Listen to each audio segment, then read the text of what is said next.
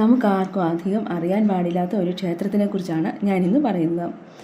ശ്രീകൃഷ്ണ ഗരുഡ മഹാവിഷ്ണു ക്ഷേത്രം. ചോറ്റാനിക്കര അമ്പലത്തിൽ നിന്ന് 4 കിലോമീറ്റർ ദൂരെ ചെമ്മനാടാണ് ഈ ക്ഷേത്രം സ്ഥിതി ചെയ്യുന്നത്.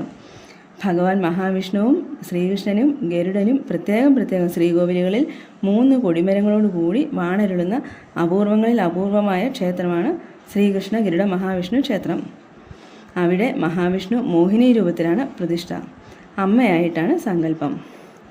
സർപ്പദോഷം, വിദ്യാഭ്യാസം, കുടുംബത്തിൽ ഐശ്വര്യം, വിവാഹം, മഹാവ്യാധികൾ അങ്ങനെ എല്ലാ തടസ്സങ്ങളും മാറ്റി സർവ്വ ഐശ്വര്യവും വന്നു ചേരാൻ ഗരുഡ ഭഗവാനെ ദർശനം നടത്തിയാൽ മതി. അത്രയും ഫലസിദ്ധിയുള്ള ക്ഷേത്രവും കൂടിയാണിത്. ഈ അടുത്തിടെ ഈ ക്ഷേത്രത്തിൽ ഗരുഡ പഞ്ചാക്ഷരി ഹോമവും കാളസർപ്പ പൂജയും നടന്നിരുന്നു. കേരളത്തിൽ ഈ ക്ഷേത്രത്തിൽ മാത്രമാണ് ഈ പൂജ നടത്തിയിട്ടുള്ളത്. ഇവിടെ ഇത് 2ാമത്തെ തവണയാണ് നടത്തുന്നത്. ഈ മഹായജ്ഞത്തിൽ പങ്കുചേർന്നാൽ ഫലസിദ്ധിയും ഐശ്വര്യവും വന്നു ചേരും എന്നാണ് പറയപ്പെടുന്നത്.